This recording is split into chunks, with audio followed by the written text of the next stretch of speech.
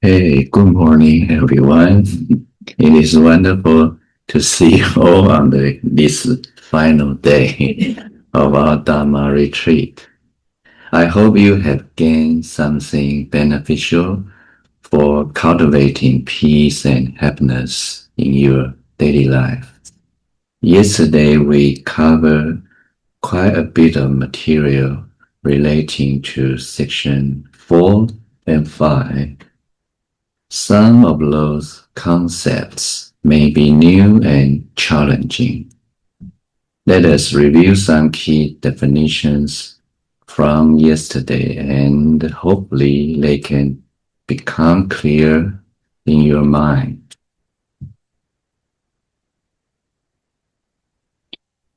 First, let's review the meaning of dependent co-arising and dependently co-reason phenomena.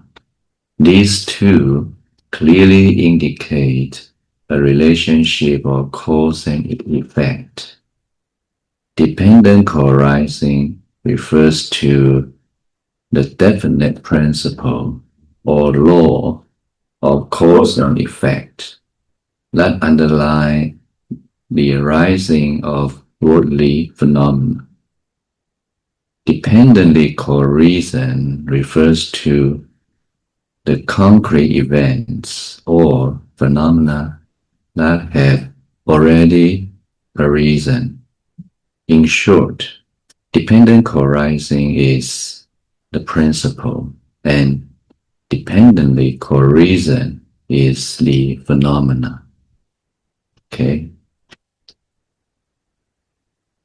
Nirvana in Buddhism is established through the ending of the suffering of birth and death.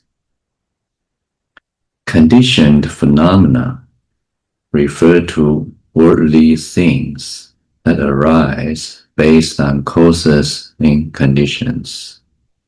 Broadly speaking, this encompasses the cyclical process of arising and ceasing. Unconditioned phenomena refer to nirvana, a state that is beyond the worldly state. It is a state that is peaceful, still, and free from craving and defilements. The three Dharma seals are used to verify if a teaching truly belongs to the Buddha Dharma, whether or not it was taught by the Buddha. The three seals are also universal truths or principles that apply to both sentient beings and the external world. The three seals also capture a path of practice to help us realize the ultimate truth. Now, let's continue to finish the section on the three Dharma seals. Now we move to the final part of these lectures, section 6, which is about the three Dharma seals and the one Dharma seal. Have you heard of one Dharma seal? No, it's a Mahayana idea teaching.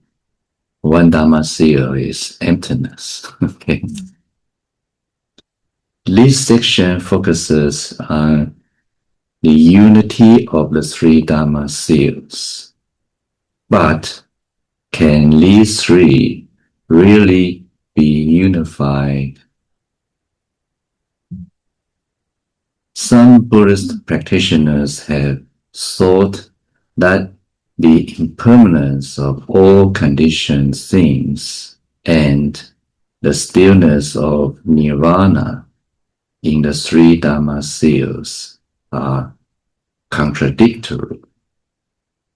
The reason is that whatever is impermanent is a conditioned phenomenon, which is subject to arising, abiding, change, and cessation. Nirvana, however, is unconditioned, which does not arise or cease. So, how can something that arises and ceases be unified with something that does not arise or cease? This question has troubled certain schools throughout history. Some heavily focus on impermanence and treat nirvana as something entirely separate, while others emphasize nirvana and neglect impermanence. Consequently, the completeness and the unity of the Buddha Dharma are undermined. In fact, the three Dharma seals are interconnected. The key to unifying them is to focus on the seal of non-self.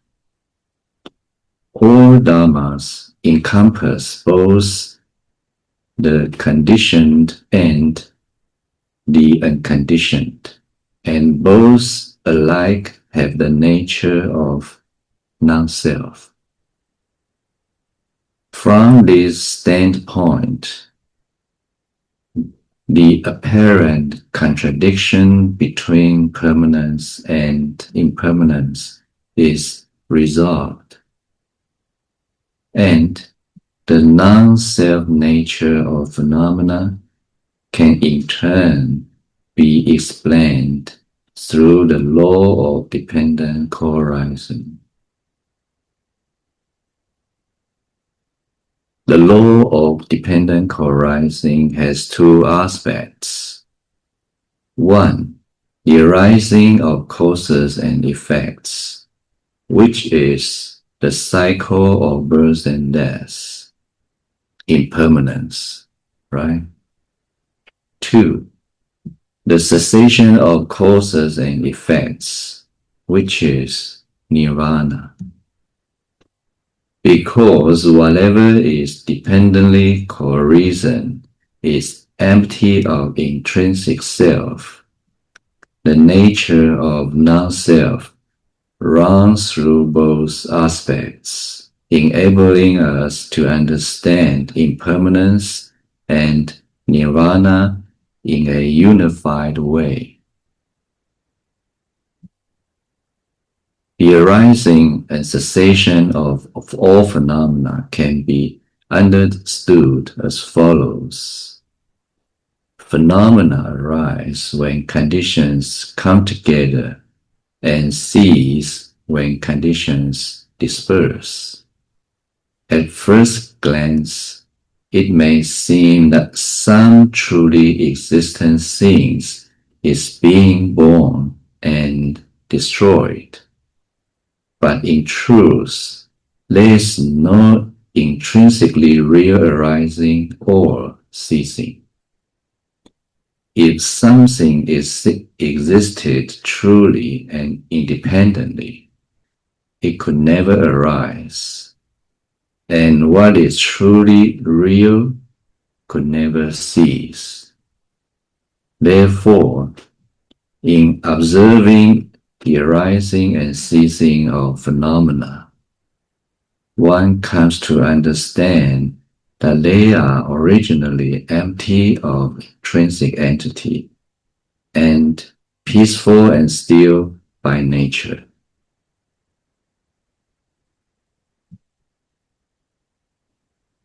The unity of the three Dharma seals and their relation to emptiness and non-self is very profound.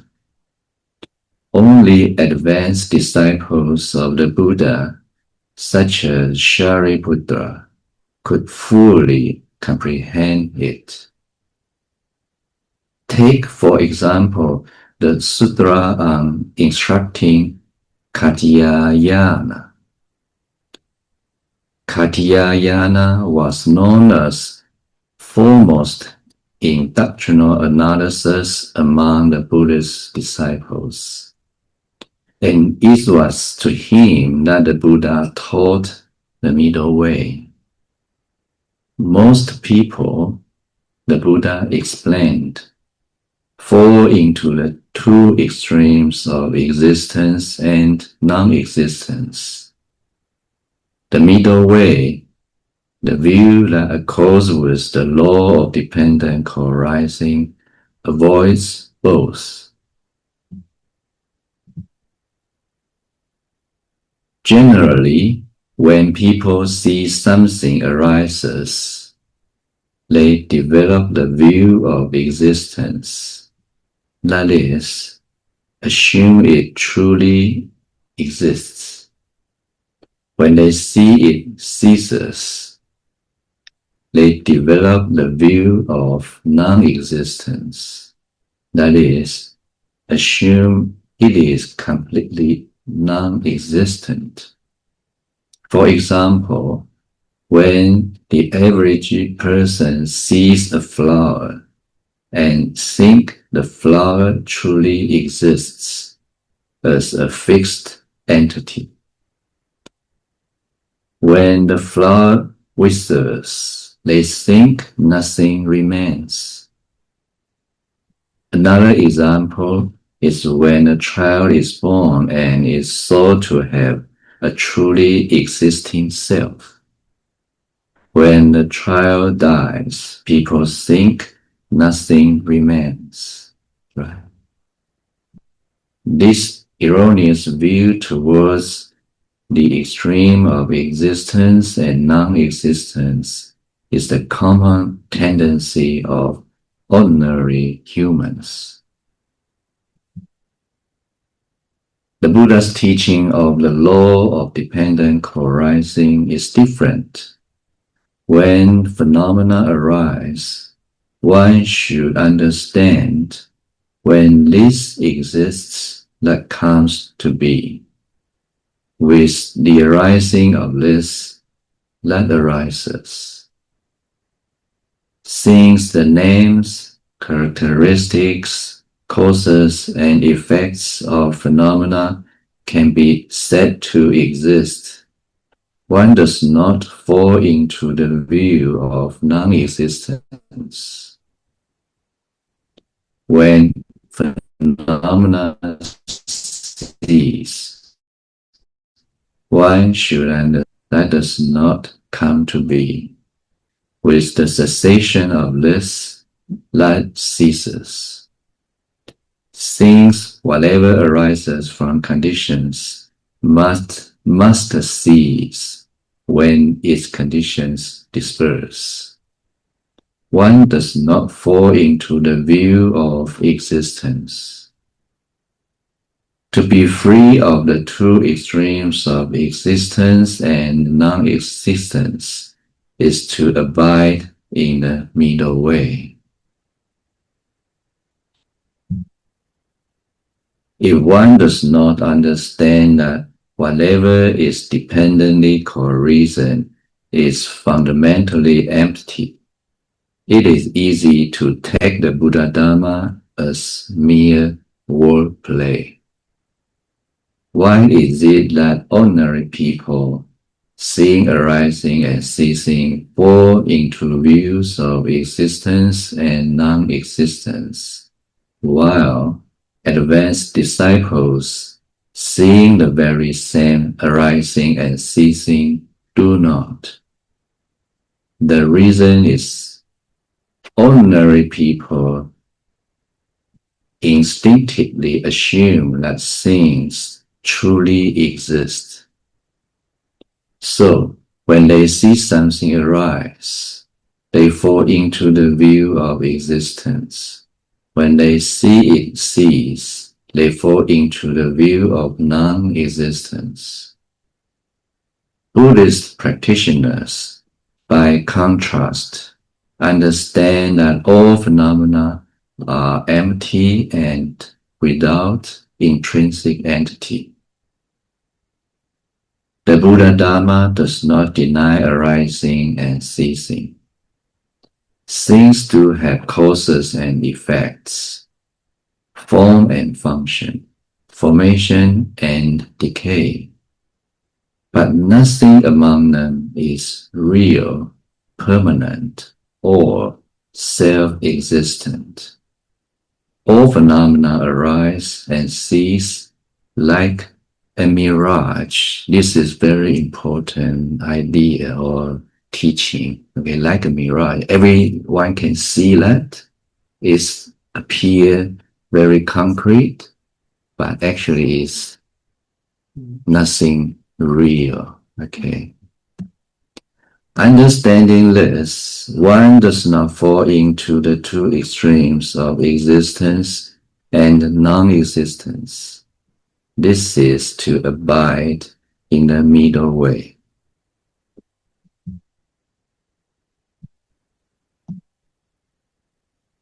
The reconciliation of impermanence and permanence lies in the emptiness and non-self of dependently co-reason phenomena. As shown above, all phenomena arise and cease through causes and conditions, and possess no intrinsic entity. Therefore, when one sees arising, the view of existence does not occur. When one sees ceasing, the view of non-existence does not occur. All arising and ceasing rests on causes and conditions and is fundamentally empty. Whatever is dependently co-reason inevitably tends toward cessation. But this cessation, it should be noted, is itself emptiness. It is not something brought about only when causes and conditions disperse, but is the very absence of intrinsic entity. Difficult? You can ask, but I will explain later. Even while phenomena arise and abide, they are without intrinsic entity and are therefore like a mirage, empty and still from the start. By deeply understanding non-self, one sees this fundamental nature that is peaceful and still, neither arising nor ceasing. And this is seen precisely through impermanent phenomena as they are established according to the law of dependent co-arising. What arises and ceases is impermanent. What is impermanent is empty and without self. What is empty and without self neither arises nor ceases. And this non-arising and non-ceasing is nothing other than the very arising and ceasing that is impermanent. So they are not separated, okay? So it is in this way that the emptiness and non-self of dependently co-reason phenomena unify the three Dharma seals. Some practitioners mistakenly suppose that nirvana is attained through the elimination of something, as though The sea becomes calm only once the waves have vanished. For them, it is impossible to reconcile impermanence with permanence, or arising and ceasing with non-arising and non-ceasing. Consequently, cyclical existence and its cessation remain two separate things. But if one understands things in accordance with the deeper meaning of non-self and the law of dependent co-arising,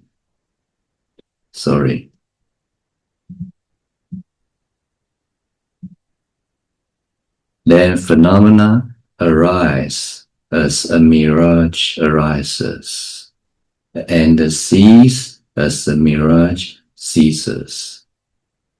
Arising and ceasing, impermanence itself is fundamentally empty and peaceful. Therefore, when the Buddha's disciples attain nirvana, they do not acquire anything new. They simply realize the true nature of phenomena, the way things have always been. The three Dharma seals are not separate and opposed to one another. They are fully integrated and unified through the seal of non-self. The three Dharma seals are one Dharma seal. It is commonly said that the Shravakayana has three Dharma seals, while the Mahayana has one Dharma seal. At first glance, this seems correct, but it is not entirely accurate. In the Agama texts and among Shravaka practitioners, the three Dharma seals are frequently mentioned.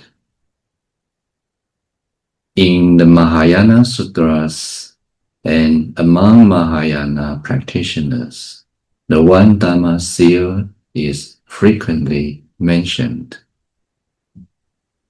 It thus appears as if the three Dharma seals and the one Dharma seal are entirely different, belonging to the Shravakayana and Mahayana respectively, right?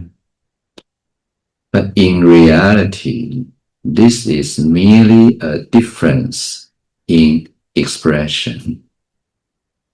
The Buddha Dharma fundamentally does not differentiate between Mahayana and Shravakayana. The true nature of the phenomena is inherently undivided, and there can be no difference in the ultimate truth. When explained in terms of dependently co-reason phenomena, the three seals, impermanence, non-self, and nirvana, can be distinguished from one another. Observing phenomena sequentially in their continuity, noting their constant arising and ceasing. This is called impermanence, right? Observing phenomena literally in their interdependence, noting that none possesses an independent self, but rather all exists in mutual relation. This is called non-self.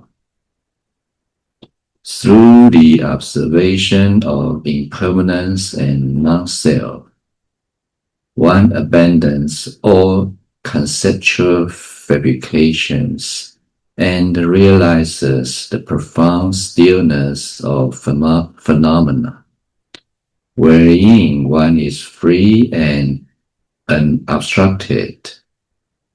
This is called nirvana. The Samyukta Agama, the Sutra number 270, states, one who cultivates the perception of impermanence can establish the perception of non-self. The Buddha's disciple, abiding in the perception of non-self, with the mind free from self-conceit, attains nirvana in due course. This clearly shows that through the three Dharma seals, one can progressively realize nirvana, right? Those who truly realize the wisdom of non-self and genuinely experience nirvana will, in the course of that realization, inevitably see the coherence of the three Dharma seals and understand that these seals reflect the same essential nature of all phenomena. Because all phenomena are empty by nature, they appear as impermanent, arising and ceasing on account of causes and conditions. If phenomena were truly not empty, then what exists could never cease, and what has ceased could never arise.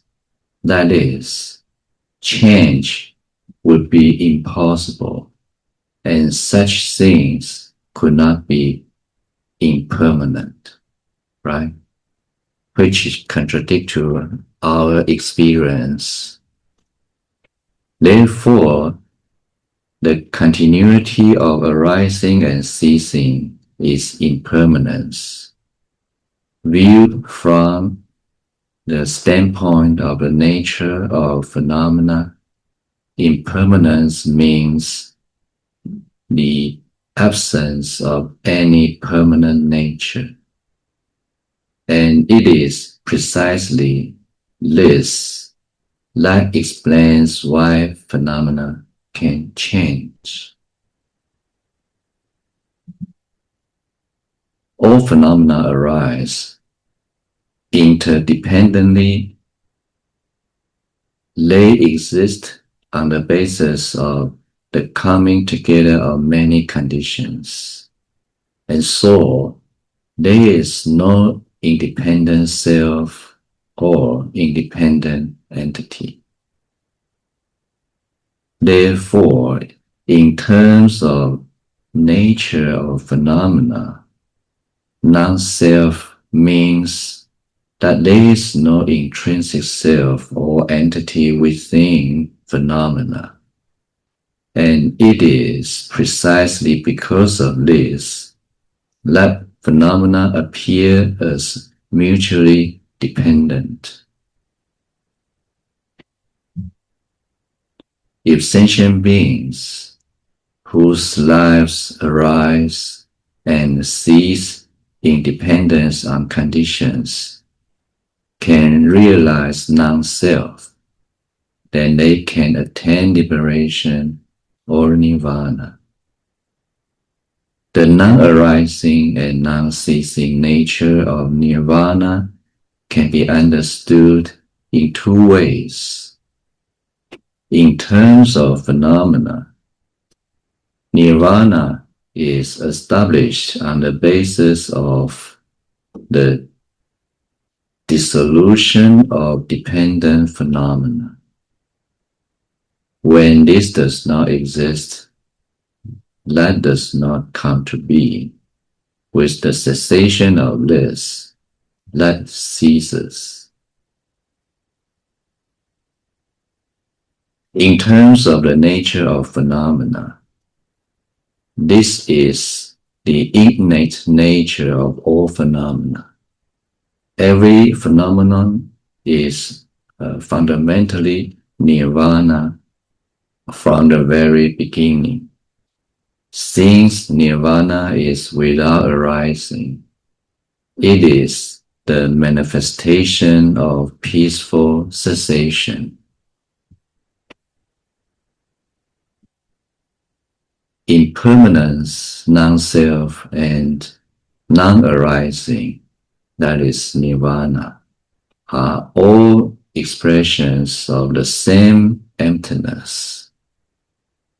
The three Dharma seals are thus also the three gates to liberation. Understanding this is the key to realizing the essence of the Buddha Dharma. One who understands it is able to realize, penetrate, and enter the Buddha's awakening. Because all three Dharma seals express the same emptiness, there is no duality or contradiction among them. Were it otherwise, were one to cling to non-self or impermanence as mere negation, this would fall into nihilism, which would not qualify as a true Dharma seal, right? For those of average spiritual capacity, the Buddha taught gradually, guiding them from impermanence to non-self and then to nirvana. But for those of sharper capacity, such as Katyayana, the Buddha directly taught the middle way that avoids both extremes. Shravaka disciples mostly follow the sequential approaches. Hence, for them, the three seals are often taught. Mahayana disciples, though fewer, tend to be of sharper capacity. When they attain deep understanding of the truth of non-arising, they do not regard it as ultimate, unlike Shravaka disciples, who take such a state of awakening to be final. These Mahayana disciples remain committed to their compassionate vow to benefit others. From this deep realization of non-arising, they thoroughly comprehend the unity of the three seals and their common sense, a sense of emptiness. Only with such realization can they propagate true emptiness and declare that the teaching all phenomena are empty is the ultimate teaching. Practitioners of traditional Shravaka schools somewhat cling to words and terms, accept the three Dharma seals, but reject one Dharma seal. Over time, even some Mahayana practitioners forgot their roots, accepting only one seal, while overlooking the three. Only Nagarjuna's Madhyamaka teaching integrates the three seals and the one seal. For example, the exegesis on the great perfection of wisdom says, conditioned Dharma are impermanent. From moment by moment, they arise and cease. All depend on causes and conditions, and so have no autonomy. Because they have no autonomy, there is no self. Because of impermanence, non-self, and silencelessness, the mind does not attach to anything. This non-attachment is itself peaceful nirvana. The exegesis also says, observing form as impermanent, moment by moment, one knows that it is empty. Emptiness is non-arising and non-ceasing. Non-arising and non-ceasing, and arising and ceasing are in reality one and the same. They differ only as broader and more condensed explanations.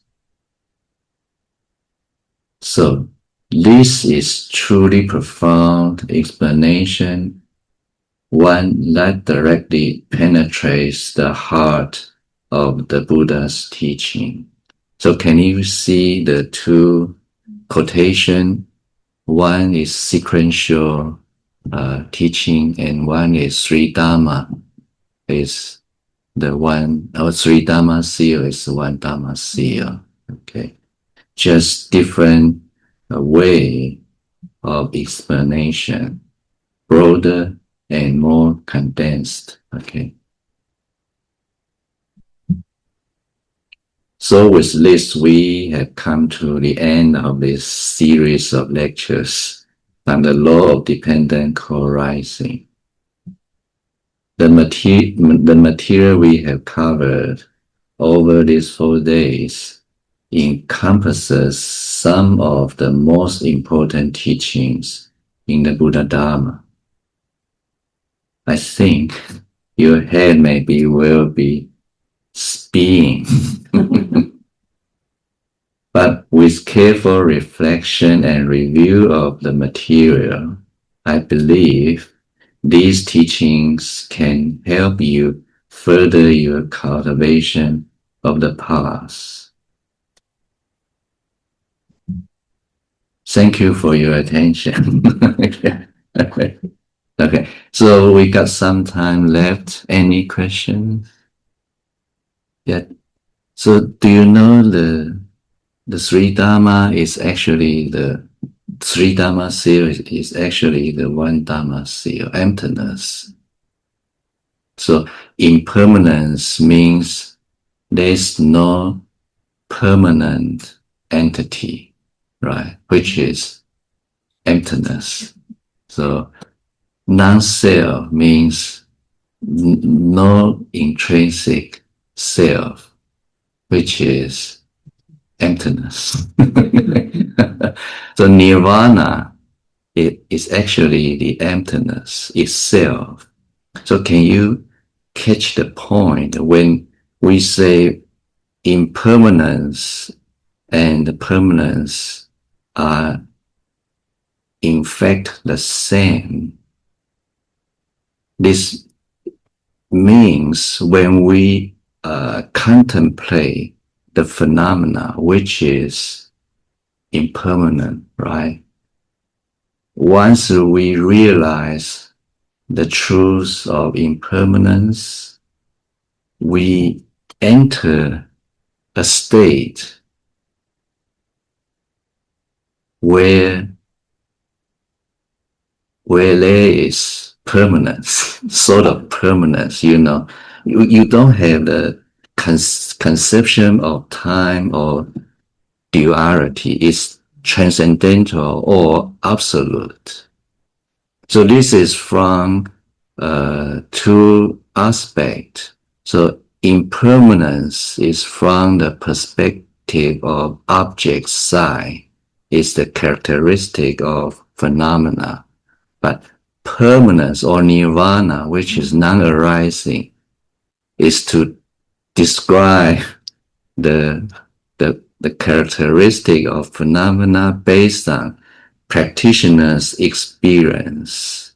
Do you know what I mean? When we say something like blah, blah, blah, it's based on our perception, right? Or our experience. For example, the water is cold because I feel this quality. So when we contemplate the phenomena and we experience non-arising, non-ceasing, and we describe phenomena, the characteristic of phenomena is also sort of peaceful and still, okay? Yeah, that's the meaning of the, how can I say, the three seal can be interconnected and no contradiction among them. Okay, difficult to understand, right? Clear? Oh, I'm very happy. Well, I achieve my task. Okay. Liberation. Yeah, yes. Yeah, good. Slides, which one? Teaching on the non-self. Was it profound that the relationship is concealed? Can you more tell the more detail? This one also the one I may ask. Okay, which one first? One here. Yeah. Help me to identify the slides. Stop. Okay. So what's your question again? And the non-self. I was thinking it's supposed to be one. So the teaching on emptiness and the teaching on non-self, yeah, they are the same. So in the same box. Yes, yes. The unity of three Dharma is also in the same box. So three can be sequential relation, but it can also be one idea. Okay, emptiness. So emptiness means without intrinsic entity. So impermanence means without permanent entity, right? So non-self means there's no self, which is lack of intrinsic entity. And this means emptiness, right? So nirvana, which is different from the previous seals, which is unconditioned, right? But this is established based on realize the, okay. So and nirvana means non-existing and non-arising and non-ceasing, which is lacking entity. Okay, so the same emptiness. Okay, so all related to emptiness, lacking and intrinsic entity. Actually, yeah. So all clear, Joanne. All clear now. Okay, and the next question is this. This chart. So Okay, and please. No, I think that's the. I think I so sorry that the order is wrong. I think so. Because the other one. No, wishless, but because they are united, becoming so sorry. We showed this chart before, or a few 1 or 2 days before. So the seal of impermanence correspond to wishlessness. Okay. And the seal of non-self correspond to gate of emptiness. Okay. The seal of nirvana correspond to sightlessness. So why is called sightlessness? Because in the state of nirvana, we don't experience the phenomena arising and ceasing. It's beyond the worldly or mundane states. Is absolute state, transcendental state. Okay, so no sign phenomena. So what we experience just stillness, happiness, and brightness, something like this. Yeah, because it's inconceivable. So what we can describe is to use this quality to describe our daily life situation. So it's a similar situation to describe the inconceivable state. Okay, yeah. So I will fix it. Sorry to pick up the arrow. Okay, yeah. So any question? All clear? Really? Okay, very surprised. Well, you are a sharper capacity.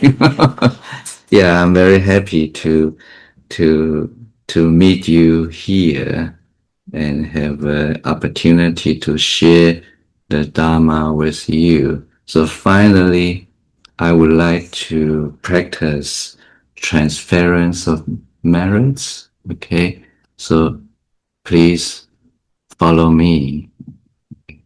Please join your palm. I sincerely dedicate the merits gained from hearing the Dharma to all sentient beings. May they gain true happiness and freedom. May they walk the path to liberation. May they always be safe, well, and happy. Thank you.